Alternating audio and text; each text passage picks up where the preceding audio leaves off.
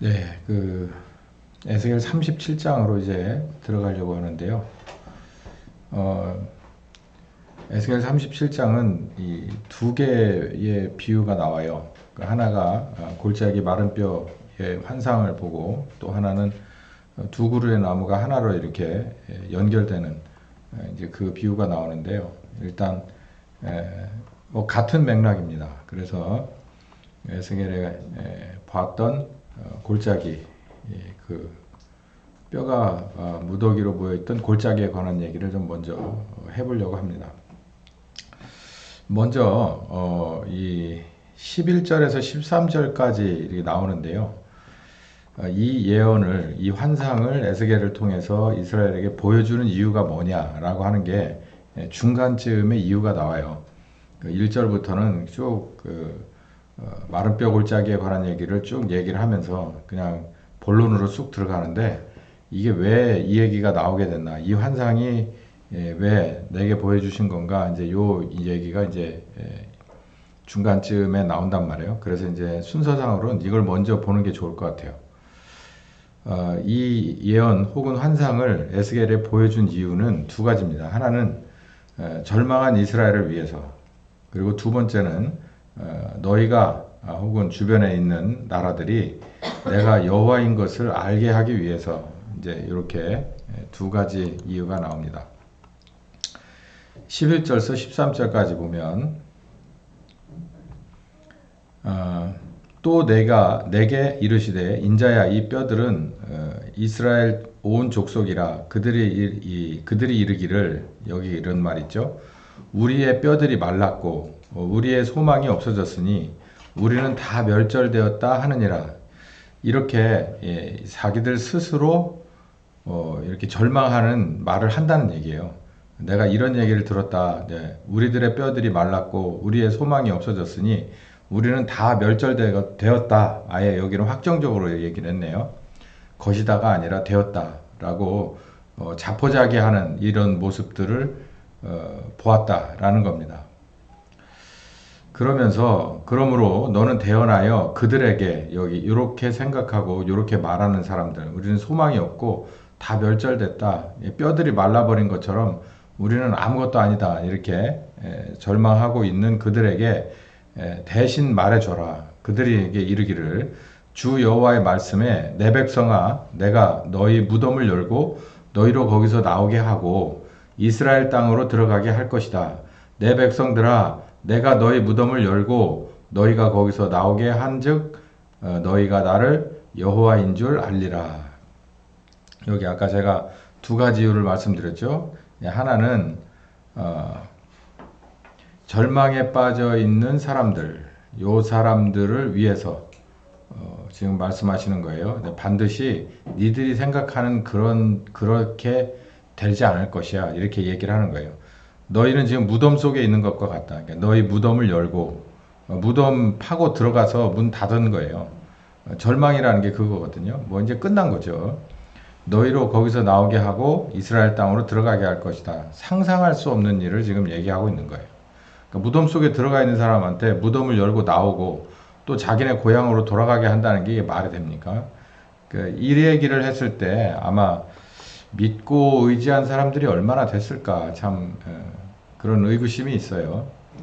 그리고 그렇게 만들어주는 이유는 내가 여호와인 것을 증명하기 위해서다. 그러니까 니들이 도대체 니들 스스로를 어떻게 생각하고 있는 거냐. 지금 이스라엘이라고 하는 나라와 이 아브라함의 언약으로 얽혀진 너와 그리고 나와 그리고 이스라엘이라고 하는 이 관계가 도대체 뭐라고 생각하냐 이거예요. 그래서 니네가 이런 식으로 쉽게 포기했냐? 난 그렇게 생각하지 않는다. 그래서 니네는 그렇게 포기하고 절망하고 무덤 속에 파고 들어갔어도 내가 좀 다르게 해볼 테니까 그때 가서 니네 깜짝 놀라면서 내가 여호와인 것을 좀 알아봐라. 이런 얘기죠. 뭐 한두 번 얘기한 게 아닙니다. 여기서 보면 우리가 첫 번째 요 절망한 이스라엘을 위해서 이 여호와 하나님이 이렇게 펼쳐가는 그 스토리입니다. 그러니까 절망한 이스라엘에게 니네 이렇게 절망하고 있어? 그러면 내가 뭔가 다른 각도에서 좀 보여줄게. 그러니까 니네가 생각하는 지금 이 상황에서 정말 상상할 수 없는, 그러니까 원래 고토로 돌아가고 본토로 돌아가고 그리고 모든 것이 다 회복되는 이런 뭐 상상할 수 없는 이거를 내가 펼쳐낼 것이다. 그러니까 여기서 이제 이따 제가 정리를 하겠습니다만은 무슨 얘기를 하고 싶은 거냐면 니네가 하고 싶은 거 할 수 있는 거를 다 해보고 그리고 나서 야 이제는 내 마지막 카드를 꺼냈는데도 안 되더라. 그러면은 이 사람들은 결국은 뭐 하게 돼 있냐면 포기하게 돼 있다는 거예요. 포기. 무덤 속에 갇힌 것처럼 포기해요. 포기. 그러니까 자기가 어떤 일을 당하면은 내놓을 수 있는 카드를 다 내놓습니다. 이것도 내놓고 저것도 내놓고 그리고 맨 마지막 카드까지 던져요. 그리고 나서 안 된다 그러면은 포기해 버린다는 거예요. 지금 이스라엘이 지금 그런 식이다. 자, 이 때를 보자는 거죠. 이 두 가지 때가 있는데 하나는 침례 요한의 때입니다. 마태복음 3장에 그때에라고 그랬어요. 그때. 이 그때라고 하는 이 아주 뭐랄까요? 이 시제 언제라고 하는 그 시점을 설명하고 있는 이 대명사는 정말 많은 것을 의미하고 있습니다. 그때에 어떤 때냐면요. 예를 들면 이게 뭐 서기 혹은 뭐 저기 이 BC 몇 년도 뭐 요렇게 정확하게 날짜를 연 그리고 월 일을 댈 수도 있겠죠. 여기 이제 그렇게 시제를 볼 수도 있겠지만 여기는 그때라고 하는 것은 좀 다른 의미입니다. 몇 월 며칠이라고 하는 게 중요하지 않고 침례 요한이 유대 광야에서 전파했는데 이 그때에라고 하는 이 때는 이스라엘의 입장에서 볼 때 정말 희망이 끊어진 상태예요. 그러니까 말라기 이후로 한 400여 년 동안 하나님의 계시가 없던 때예요. 물론 그 중간에 마카비 왕조가 있었어요. 하스모니안 왕조가 있어서 잠깐 독립도 하긴 했었는데 제가 그걸 언젠가 그 수요 성경 공부 시간에 주로 강의를 많이 했지만 그 하스모니안 왕조 자체가 처음에 시작은 그랬지만 나중에는 또 완전히 황당한 그런 제사장과 왕을 겸하는 뭐 이런 따위의 것으로 가서 결국 나중에 로마에 멸망해 버린다고 그랬잖아요.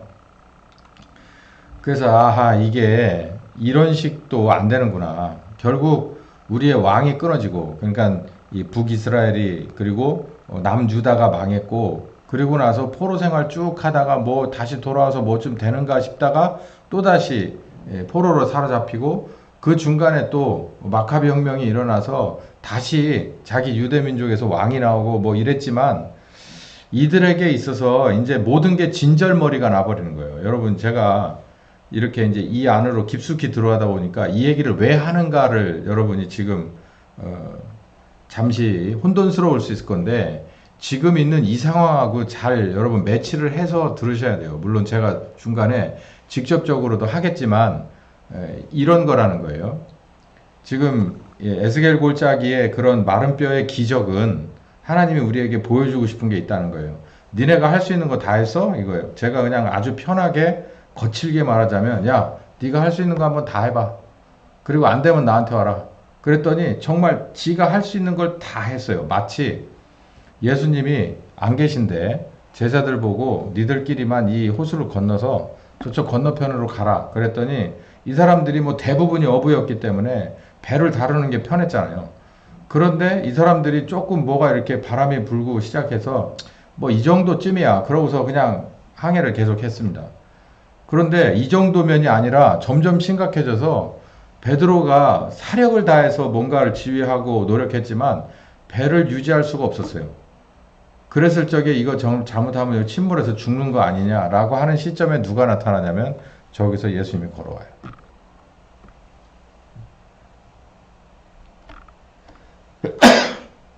그런 일이 한 번 더 있었죠. 예수님이 한 곳에서 여기 배 구석에서 주무시다가 그때도 한번 파도가 거의 광풍 수준이어서 그러던 때가 있습니다. 예수님이 일어나서 해결했죠. 지금도 그때의 그 분위기하고 비슷한 거예요. 여기는 마태복음 3장도 똑같은 때입니다. 이스라엘이 해볼 수 있는 건 다 해봤어요. 젖 먹던 힘까지 다 써봤어요. 근데도 안 돼. 그러면 실망하게 돼 있어요. 실망하고 좌절하고 좌절 넘어서서 이제 절망합니다. 절망 넘었으면 우울하죠. 우울증 오면 이제 그땐 끝난 거예요. 그러다가 이제 뭐 자살 초입기에 들어가는 건데, 지금 이스라엘도 이렇게 자기의 배터리를 다 쓰고 이제는 그냥 주저앉아 버렸을 때쯤 이 말이에요. 이 얘기가. 그때 침례 요한이 왔어요. 그러니까 하나님이 일을 하기 시작한다는 거예요. 그 뭐 한참 유행한 곡 있잖아요. 뭐 주가 일하시네, 주가 일하시네, 뭐 한때에 뭐 하면서 그런 곡이 있죠. 그것처럼 이게 사람이 힘을 다했을 때 이 말입니다. 여기도 보세요. 사도행전 1장에도 이제 하나님의 때, 이제 정확히 더 말하자면 하나님이 예수님에게 위임한 예수님의 때가 올 때, 요게 지금 얘기하고 있는 거예요. 사도행전 1장 4절부터 7절에 성령을 기다려라. 예루살렘 떠나지 말고 성령 침례를 기다려라. 이렇게 얘기해 놨어요. 자, 그러니까 대뜸 제자들이 그럽니다. 이스라엘 나라를 회복하시려고요? 이렇게 물어봐요. 그러니까 이스라엘 나라를 회복하는 거는 내 권한이 있는 게 아니라 아버지 권한에 있어 라고 얘기를 하지만 요 얘기를 좀 풀어서 쉽게 말하자면 얘기냐면 이스라엘을 회복한다는 건 사실 제자들의 뭐라 그럴까요? 아쉬운 그 목적입니다. 예수님에게는 이스라엘의 회복이나 이런 거에 대해서 뭐 그렇게 되게 저기 하지 않아요. 물론 예수님도 유대 사람이었긴 하죠. 로마에 식민지 잡혀 있는 걸 좋게 생각하시는 건 아니고 결국은 빌라도가 사형 언도를 내렸잖아요. 그런데도 불구하고 여기 뭐라 그러냐면 이 제자들은 이스라엘 독립운동을 하시려고요? 라고 물어봤는데 예수님 뭐라 그러냐면 아니 그건 아니고 이건 그런 게 아니라 오직 성령이 임하셔서 내 증인이 돼주는 것을 말하는 거다라고 얘기를 해요. 그러니까 제자들이 말하는 것과 예수님은 이렇게 거리가 굉장히 먼 거예요. 연결시켜보자면 이게 성령님의 때가 오는 것이 이스라엘을 회복하는데도 정말 중요한 요소긴 한데 제자들은 몰랐죠. 그래서 그런 거예요. 어떻게 하면 하나님이 우리의 뭔가를 개입하시지 않을까. 근데 그게 아니라 하나님은 하나님의 목적과 우리의 목적은 다를 때 하나님은 절대 우리 목적을 들어주지 않아요. 이거 잘 뼈 있는 얘기입니다. 지금 이 상황에서도 하나님의 의도한 바가 있으면요. 아무리 많은 교회가 일어나서 기도회를 열고 금식을 하고 뭐 헌금을 바치고 별걸 다 해도 있죠. 하나님이 원하는 쪽으로 끌어갑니다. 이렇게 그러잖아요. 때와 기한은 아버지에게 권한에 있는 거기 때문에 너희는 알 바 아니요. 그러니까는 닥치고 이 말이에요. 닥치고 따라라는 얘기예요. 여기 알 바 아니요. 여러분 잘 이걸 기억하시기 바라요. 지금 있는 이 상황도 점점 안타까운 게 있어요. 하나님은 판을 짜갖고 있는 거예요. 저쪽도 판을 짜갖고 있어요. 근데 우리도 판을 짜갖고 있어요. 그러면 하나님이 봤을 때 우리가 짜놓은 판에다가 힘을 실어줄 거냐? 그게 아니란 얘기를 하고 있는 거예요. 지금. 하나님은 당신의 판에 우리가 합세하길 원하시고 혹시 합세를 안 하셔도 하나님은 그 판을 그렇게 끌고 간다고요. 이게 진리라는 얘기예요. 이게. 우리가 많이 모여가지고 어디 저 광화문에 많이 모여가지고 뭐 기도도 막 저기 하게 하고 막 헌금도 많이 하고 하여간 할 수 있는 걸 다 한다고 그래서 하나님의 판과 맞으면 모르겠지만 그렇지 않다고 그래서 하나님이 우리 힘을 실어주지 않는단 말이에요. 그러니까 똑똑한 사람에게 현명한 사람은 하나님이 어떤 판을 가지고 있는가를 빨리 봐야 돼요. 지금 에스겔은 하나님의 판을 읽고 얘기를 해요. 예레미야도 하나님의 판을 읽고 얘기를 해요. 이스라엘의 나름대로 이렇게 독립정신을 가지고 있던 사람들은 포로로 잡혀가는 것을 정말 치욕이라 생각하고 내가 죽는 게 쉽지 포로로 잡혀가진 않겠다. 이런 애국 애족의 마음이 이게 오히려 하나님 나라 하나님의 공의를 위한 거 아니냐 이렇게 생각하던 애국자가 왜 없었겠습니까? 다 타락했겠어요? 선지자들 중에서도. 그런데 이스라엘의 몇몇 하나님이 쓰는 선지자들은 뭐라 그러냐면 포로로 잡혀갈 거라는 거예요. 그런데 왜 이 두 사람은 항상 눈물을 머금고 살아야 했겠느냐라는 거죠. 그러니까 여기서 알아야 되는 게 우리가 생각할 때 우리의 논리와 우리의 그 목적이 정말 하나님 보시기에도 이 정도면 객관적으로 괜찮지 않겠어? 라고 생각을 해도 하나님이 그게 아니라 이거다라고 한다면 빨리 그걸 따라가는 것이 우리에게는 그게 옳다. 그리고 쉬운 길이에요. 절망한 이스라엘을 위해서 이 얘기를 하는 겁니다. 사람의 때에 사람이 할 수 있는 모든 것을 다 해보고 가용 가능한 모든 권능을 사용해서 사람의 권능으로 사람을 통해서 하는 이 모든 것이 바로 사람의 때인데 이게 지나가 버린 거예요. 이스라엘에게 이제 더 이상 방법이 없어. 그러니까 이 상대방 이 바벨론의 이 전쟁, 이 전투 하는 이 규모 자체가 이스라엘하고는 게임이 안 되는 거예요. 그 힘이. 그러니 뭐 할 수 있는 걸 다 해봐도 안 되는 거예요. 뭐 이걸 말하는 거예요. 이 사람의 때가 지나가면 하나님의 때가 오는 거예요. 근데 이 사람의 때라고 하는 거를 굳이 먹어봐야 이게 먹지 말아야 될 건 줄을 아느냐는 거죠. 그래서 제가 말씀드리는 게 말씀을 드려도 결국은 사람은 할 수 있는 걸 다 합니다. 근데 성경을 보면 참 깝깝한 일인 게 뭐냐면 그거 그러지 않고 그냥 차라리 하나님이 원하는 방향으로 그냥 쑥 하고 들어가면 오히려 빠를 텐데요. 오히려 그리고 마음이 편할 텐데 그렇게 하질 못해요. 그러니까 여기 이제 하나님이 당신의 손을 들어서 일을 하기 시작하는 하나님의 때가 시작돼요. 왜 그러냐면 자기의 모든 것을 다 소진해버리고 절망한 이스라엘을 위해서 여호와 하나님이 바로 여기 있다라고 하는 것. 그러니까 너희 생각하고는 좀 다르지만 니네 보는 목적과 내 목적은 다르지만 내가 너희들의 여호와다라고 하는 걸 증명하기 위해서 하나님이 움직인다는 거예요. 그럼 뭘 배우라는 얘기입니까? 여기서.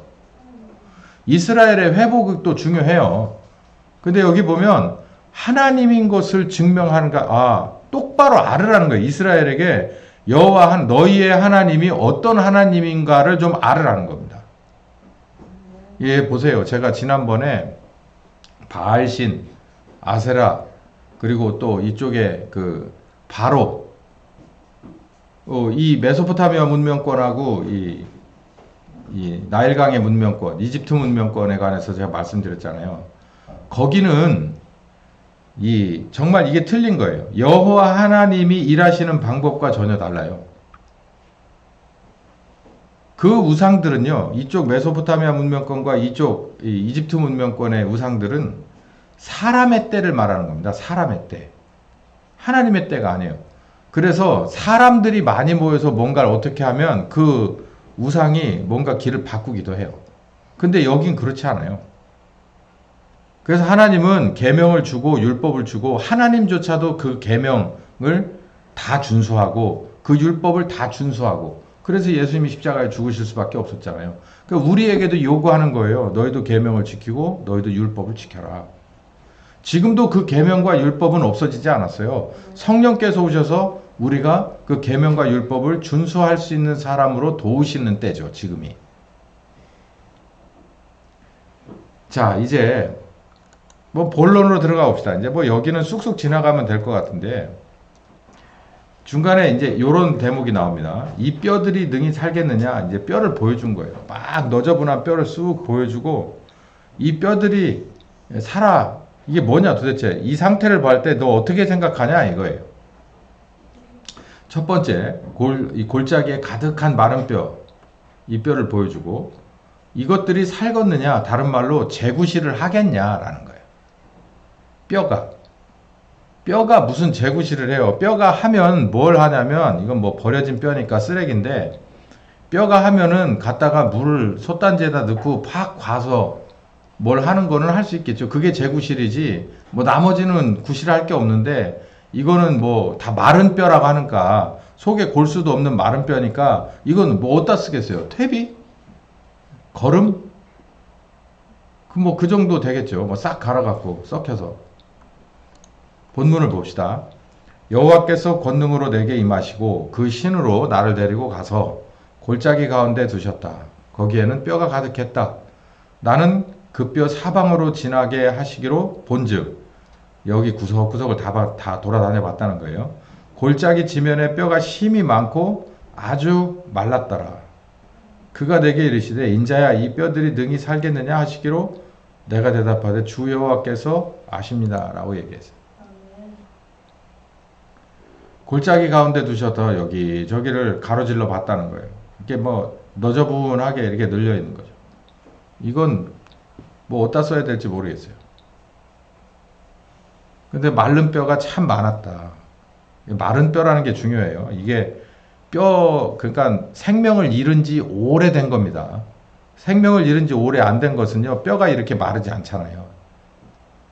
그리고 뭐 피부도 있고 뭣도 있고 다 붙어 있는데, 여기 보니까 싹 이렇게 마른 뼈인데, 말라버렸다, 빼빼 말랐다, 그러면 이건 죽은 지 오래된 거라는 거예요. 그런데 물어봐요. 아주 말랐었다. 그런데 뭐 할 수 있겠느냐? 소생할 수 있겠냐라고 물어봐요. 여러분, 이 골짜기 마른 뼈, 이 엄청나게 많은 마른 뼈가 그때 지금 아까 11절에서 13절까지 이게 이스라엘이다 라고 얘기했잖아요. 여기 제가 여기 이미 이렇게 말씀을 하시고 계신데요. 인자야 이 뼈들은, 네가 본 이 뼈들은, 마른 뼈들은 이스라엘 족속이야 라고 얘기해요. 그러니까 이스라엘 족속의 생명력을 잃어버렸다는 거예요. 뭔가 이렇게 근거는 있는, 그러니까 뭐가 이렇게 걸어 다니기는 하는데 송장도 아니고 이건 완전히 마른 뼈다라는 거예요. 희망이 없다라는 거예요. 왜냐하면 니들 스스로가 그렇게 말하고 있다.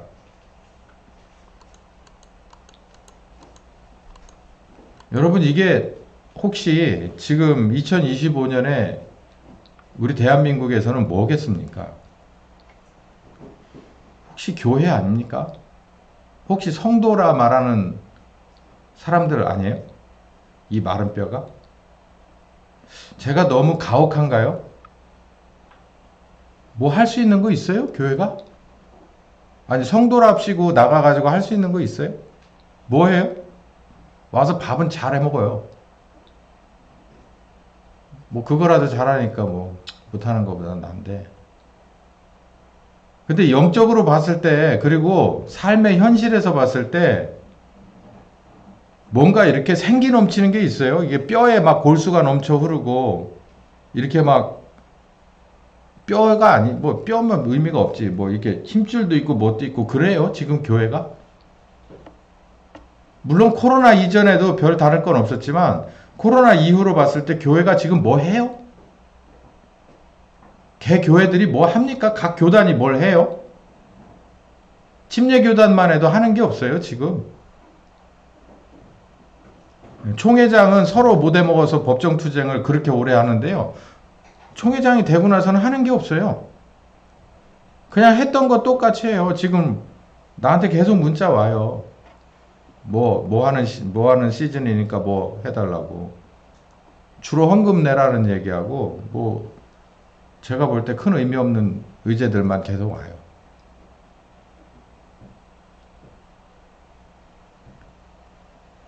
저는 이 마른 뼈가요, 에스겔이 본 마른 뼈가 교회 같습니다. 그리고 성도 같아요. 성도가 어디 지금 자기가 삶의 현장에 서서, 목사를 비롯한 모두가 삶의 현장에 서서 저 사람이 정말 생기발랄한 그리스도인인가 라고 하는, 뭐 빛과 소금까지는 아니어도 저 하나 감당 가능하냐? 이거 굉장히 의심나요. 맛도 없고 빛도 없고 밟힐 수밖에 없죠.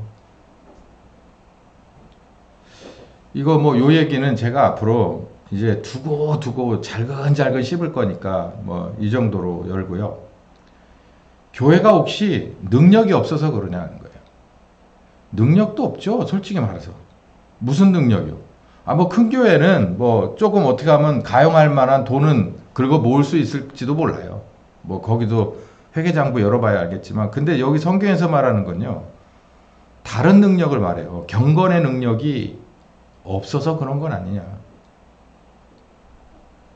그러니까 교회가 빚이 없고 그러면 우리가 소위 말해서 능력이라고 하는 건 돈에서 나오는데 숫자에서 나오는데 뭐 그것도 저것도 없는 교회는 뭐냐 놔두고 만약에 다 있다고 하는 사람들도 지금 마른 뼈라고 이렇게 취급받기에는 너무 우리를 과소평가한 겁니다라고 할 만한 능력이 있나라는 얘기예요. 경건의 능력. 이건 뭐냐면 이 사람이 세상에 나가서 교회가 전체도 마찬가지고 그 개별 한 사람 한 사람의 교회가 세상에 나가서 이 사람의 경건 때문에 이 경건의 능력 때문에 이 사람을 어쩌지 못하는 상황을 말하는 거예요. 한 번도 해보지 않았기 때문에 이거 이해가 안 돼요. 이해가 되는 사람은 경건의 능력이 뭔지를 압니다.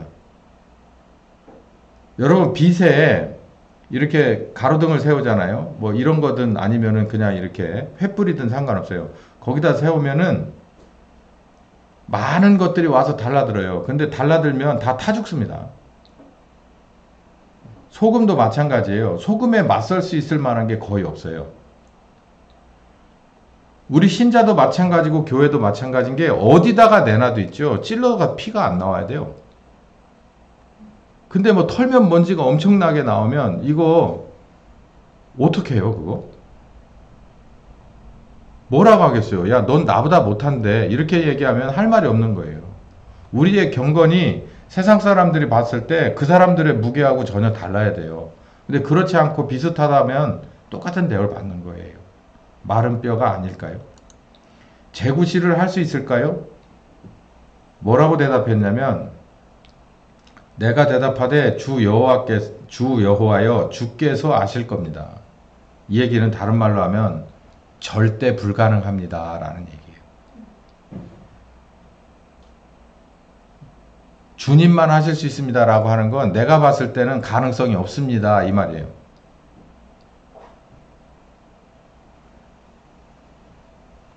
우리가 봐도 이 뼈를 어디다 갖다 써요 이거. 이 뼈가 이거라고 치면 이걸 어디다 갖다 쓰냐고 이걸. 그러니까 제가 그러는 거예요. 가능성이 없다고. 가능성이 없어요. 아니 교회가 이 정도인데 그럼 정치단체들은 나가서 저 세력하고 맞설 만한 정치단체가 있어요? 없어요. 교회가 안 되면 나머지 것들은 상대가 안 돼요. 오늘은 공교롭게도 한 사람도 안 왔네. 상대가 안 된다고. 상대가 교회가 맞서지를 못할 정도 수준이면 이 밑에 있는 다른 교회 외적에 있는 사람들은 그 자기 뜻으로 모인 단체들은 정말 무게감이 없어서 안 돼요. 그런데도 될 것 같이 꼭 이렇게 신기루에 뭘 잡으려고 하는 것처럼 요 고비만 넘어가면 잡을 수 있을 거야 그러고 막 그냥 헐레벌떡 뛰어가서 그냥 다 죽을 것 같이 헐떡거리면서 가보면 또 신기루라서 또 저만큼 가 있고 지금 그렇게 우리가 살아왔어요. 할 수 없다는 거예요. 이유가 뭐냐면 첫 번째, 인물은 영물보다 하수기 때문에 그래요. 그러니까 제 말은 무슨 말이냐면 이 마른 뼈다귀는요. 뭐가 빠져버린 이 속에 있는 골수가 빠져버린 마른 뼈는 어디 나가서 아무런 제값어치도 못하는 거예요.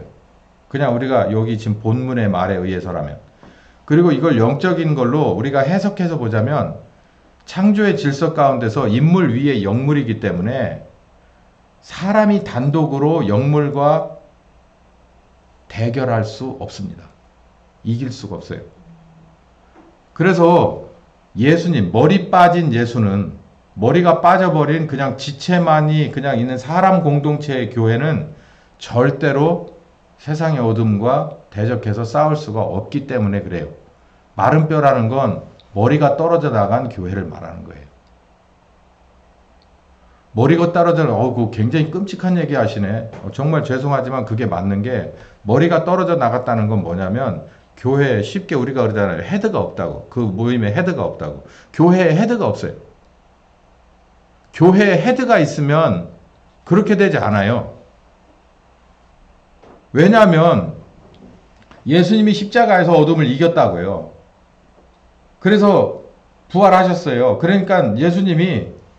정말 발 아래다 둔 겁니다. 그러니까 창세기 3장 15절처럼 그냥 발로 머리를 깨트려 버린 거나 마찬가지예요. 이겼다고요. 그러니까 예수님이 교회 머리고 우리가 그분의 지체란다면 우리 또한 뭘 놓고 보는 거예요? 우리가 지체예요. 예수님이 머리고. 그럼 뱀은 어디 있습니까? 우리 어디 있어요? 발 밑에 있잖아요. 이 구조가 보이셔야 돼요. 근데 지금 어디에 와 있어요? 머리는 따로 우리가 몸이 있으면 있죠. 어떻게 되느냐면요. 이 뱀이 이만큼 나보다 높이 있어요. 이해가 돼요? 그러니 싸워서 이길 수가 있어요? 못 이기죠. 그러니까 마른 뼈는 아무짝에도 쓸데없다는 얘기예요. 뭐가 없으니까? 머리가 없으니까. 교회가 그렇지 않냐는 거예요. 그렇다는 이유를 우리는 20년 동안 배워왔어요. 보혜사 성령께서 그들에게 함께하지 않고 그가 보혜사 성령과에게 자기를 부인하고 십자가를 지며 함께하지 않는 이상, 그리고 일하시는 성령 하나님 앞에 자기를 부인하고 자기의 모든 십자가를 다 미워하고 지고 따라가지 않는 이상 우리는 그분이 우리의 머리가 아니에요. 그렇기 때문에 질 수밖에 없는 거고, 계속해서 이 정도까지라도 버팅기고 온 것은 정말 하나님 은혜라고 봐야 되는 거예요. 한 번에 뒤집어져 버리지 않은 것은.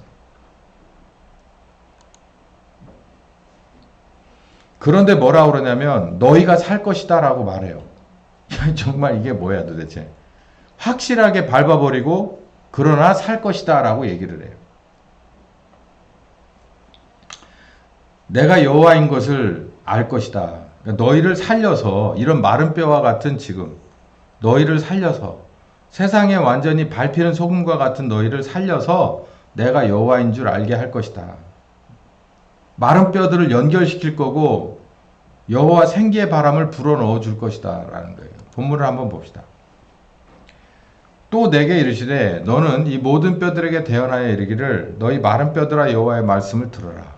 주 여호와께서 이 뼈들에게 말씀하시기를 내가 생기로 너희에게 들어가게 하리니 너희가 살리라. 너희 위에 힘줄, 살, 가죽, 너희 속에는 생기를 두어서 너희가 살리라. 내가 여호와인 줄을 알게 될 것이다. 그때는. 이 말이죠. 이에 내가 명을 쫓아서 대언하니 대언할 때에 소리가 나고 움직이더니 이 뼈 저 뼈들이 들어맞아서 뼈들이 서로 연락하더라. 알아서 자기 위치를 찾아가더라 이 말이죠. 내가 또 보니 그 뼈에 힘줄이 생기고 살이 오르며 그 위에 가죽이 덮이나 그 속에 뭐는 없었더라. 생기는 없었다. 그러니까 허우대는 멀쩡해졌는데 이 말이죠. 움직이지는 않더라.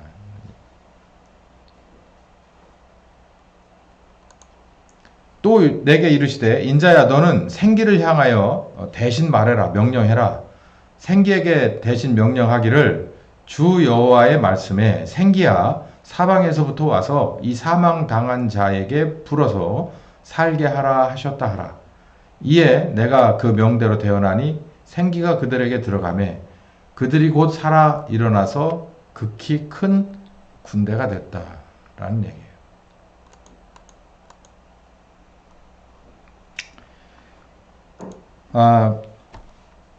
여기서 보면은 하나님이 이렇게 일을 하세요. 이 마른 뼈는 확실히 이건 아무런 이 재생 불가능인데 어떻게 하느냐면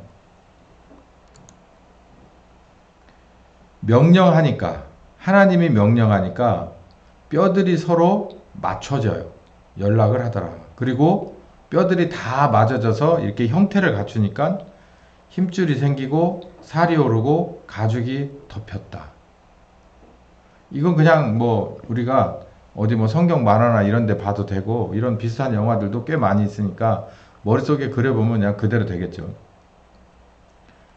여기 보면 이제 두 가지 거가 있는데 하나님의 명령이 크게 두 단계로 이루어져요. 하나는 겉을 만듭니다. 겉을. 하드웨어를 만들어요. 그런데 여전히 뭐가 없냐면 생기가 없어요. 생명이 없는 거죠. 그러니까 이 생명을 다시 넣어줘요. 그러니까 두 개. 지난 시간에 제가 얘기했잖아요. 외적인 부흥이 있고 그 다음에 내적인 부흥이 있어요. 이 두 가지를 하신다는 거예요.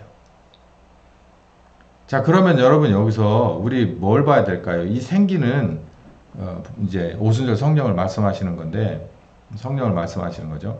그러면 여기 있는 이 뼈들이 막 이렇게 맞춰지고 하는 것은 이걸 뭘로 봐야 될까요? 지금 우리 옆에 이제 뼈다구가 있는 건 아니잖아요. 마른 뼈가 이게 교회고 신자라고 했는데, 이 아무짝에도 지금 이 상태로는 쓸모없는 이게 맞춰진다는 건 뭘까요? 여러분 한번 고민해 보세요. 이거는 이제 특정한 뭔가가 있어야 됩니다. 왜냐하면 특정한 계기가 있어야 돼요. 여기 보니까 명령을 했다고 그랬잖아요. 그러니까 이렇게 100m 달리기를 뛸 때 준비 시하고 팡 하면 달려나가잖아요. 그것처럼 누군가가 이게 하나님의 명령을 얘기를 해야 돼요. 자, 지금부터 뼈들아 모여라. 그래야지 모여지는 거거든요. 이 뼈들을 모이게끔 할 만한, 말하자면 이 신호탄이 뭐겠냐라고 하는 것을 저는 굉장히 집중해서 보고 있어요. 그게 뭘까요? 여러분 한번 기도하면서 찾아보시죠. 제가 이 몇 가지가 좀 있는데 이건 제가 주일 설교에 오픈을 해야 될 것 같고 좀 정리정돈이 필요해서 이 정도까지만 저도 여기 보고 있어요. 그래서 며칠 더 묵상하면서 이걸 좀 구체화가 되면 말씀드리려고 하는데 곧 있을 것 같습니다. 오래 걸리지 않을 것 같아요.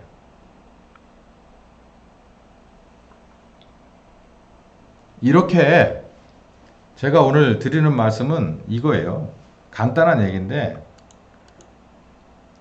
철저하게 뭘 알아야 되냐면 이 마른 뼈는 아무것도 할 수 없다는 거예요. 그러니까 이 점을 아셔야 돼요. 우리는 지금 아무것도 할 수 없어요. 여러분 할 수 있다고 생각하는 게 있습니까? 뭘 어떻게 할 수 있을 건데? 할 수 있는 게 있긴 있어요. 할 수 있으면 이 나라를 떠나는 게 좋아요. 근데 떠나도 갈 데가 또 마땅치가 않아. 예. 오히려 그쪽도 더 심각한 상황에 갈 수도 있어요. 이게 할 수 있는 게 없다니까. 할 수 있으면은 뭐 달러를 많이 사 모으는 게 좋아요. 근데 또 그게 또 어떻게 될지 압니까? 할 수 있으면은 뭐랄까요, 금을 막 사두는 게 좋아요. 그러니까 그걸 할 수 있는 사람들은 그런 걸 하겠죠. 그런데 제가 한참 전에잖아요. 한 2, 3주 전에 뭐라 그랬어요. 니네가 그렇게 사랑하던 금덩어리, 은덩어리가 너희들의 그날에 너희를 돕지 못할 거라고 얘기했어요. 제가 왜 그 말을 하느냐면 정말 이 한반도 급변 상황에 달러는 무슨 소용이 있고 금은 무슨 소용이 있고, 물론 없는 것보단 낫겠지만 그게 여러분의 이 보호막이 돼줄 수 있겠어요? 이게 참 이 말씀이 정말로 요즘과 딱 맞는 게 뭐냐면 후퇴해서 피할 만한 피난처가 없고, 그리고 뭔가 내게 방어막이 돼줄 만한 엄폐물이 없어요. 특히 우리는 뭐가 우리에게 걸려 있냐면 신자로서의 기본적인 양심이 있습니다. 그러니까 신앙 양심이 있기 때문에 이런 상황이라고 세상 사람들처럼요, 이쪽으로 흔들리고 저쪽으로 눕고 이렇게 할 수가 없기 때문에요. 이 거룩한 부담감은 물론 있는 사람도 있고 없는 사람도 있겠지만 우리로 하여금 이 상황에서 옴짝달싹 못하게 만드는 거예요. 근데 얼마나 다행입니까? 이 말씀이 뭐라 그러냐면 지금 있는 너희 상태로는 아무것도 안 된다. 그런데 내가 살릴 것이다 라고 얘기해요. 그러니까 제가 지난 시간에 우리에게 필요한 건 뭐라 그랬어요? 믿음이라고 그랬잖아요. 그거밖에 없다고. 그러면서 오늘은 더 안 믿어지는 얘기를 해요. 이것처럼 못 쓸 것이 이렇게 해서 연결해서 뼈대를 맞춰지고 그 안에 힘줄도 생기고 근육도 붙고 그 다음에 피부가 덮여가지고 멀쩡한 허우대로 만들어질 것이며, 그 멀쩡한 허우대 안에 생기가 들어가서 이제 큰 군대가 될 것이다 라고 얘기 말해요.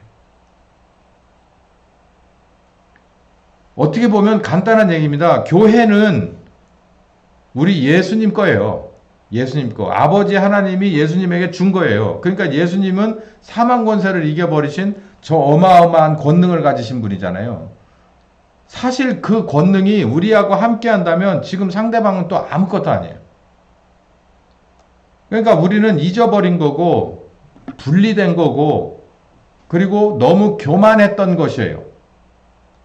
그렇기 때문에 지금 다시 뭘로 우리는 시작해야 되냐면 믿음으로 다시 시작해야 돼요. 뭐를? 첫 번째, 내가 완전히 골짜기 마른 뼈다라는 것을 받아들여야 됩니다. 내가 해볼 수 있는 카드를 아직도 한 장이라도 남겨뒀다면 그걸 던져보세요. 저는 없어요. 있었어요, 한 2개. 근데 버렸어요. 그러고 나니까 아무것도 없어요. 그러니까 내 주머니에서 나올 카드가 없어요. 그러니까 어떻게 되냐면 굉장히 허전하더라고요. 이걸 내가 이거 어떻게 되려고 이 카드까지 다 던져버리면 도대체 뭘 가지고 할까? 근데 오늘 이 말씀보다는 여러분 주머니에서 나올 수 있을 만한 카드, 저 삼성 블랙 카드든지 아니면 뭐 유력한 사람의 전화번호 카드라든지 아니면 여러분 저금 통장이라든지 유가증권 통장이라든지 아니면 금은 폐물이라든지 뭐가 이런 게 나온다면야 모르겠지만 그렇지 않고 오늘 여기서 뭐라고 말하냐면 너희는 마른 뼈와 같지만 그러나 내가 이렇게 맞추고 저렇게 집어넣어서 군대를 만들 것이다. 나의 군대를 만들 것이다. 그때 너희는 내가 너희의 여호와인 줄을 알 것이다 라고 얘기하잖아요. 우리는 막다른 골목에서 오직 하나의 이 출구밖에 없어요.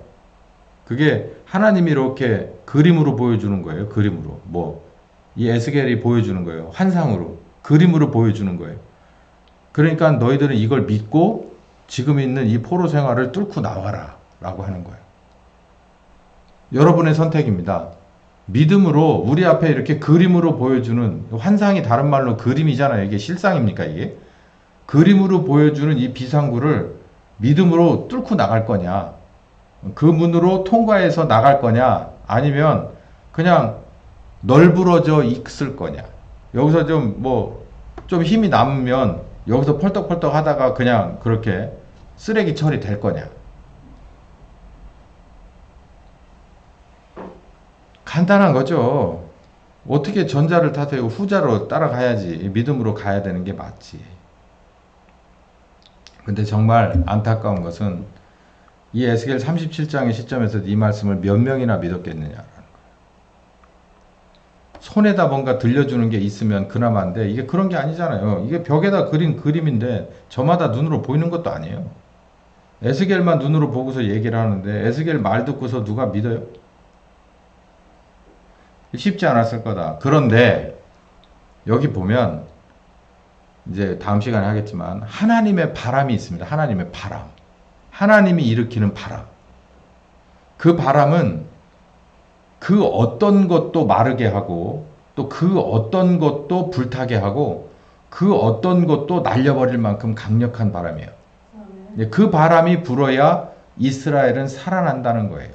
제가 여러분께 말씀드리는 건 그 바람이 불어서 수혜자, 그러니까 은혜를 입은 자가 돼서 그 바람으로 인해서 그 바람을 타는 사람 되지 말고 에스겔처럼 이렇게 환상을 보여줄 만한 자다가 잠자지 않고 근심하며 깨어있는 사람이기를 바라고 또 에스겔이 들려주는 자기의 환상 이야기를 듣고 그게 오히려 자기가 직접 본 실물처럼 받아들이는 믿음의 사람, 이 믿음의 사람이 바로 내일 우리 주님과 함께 일할 사람이다라는 거예요. 이 점을 우리는 잘 알으셔야 됩니다. 기도합시다. 하나님 감사합니다. 이 귀한 말씀의 정점에서 가만히 자세히 읽어보니 우리에게 정말 많은 것들을 지적하고 있고 가르쳐주고 있고 요구하고 있습니다.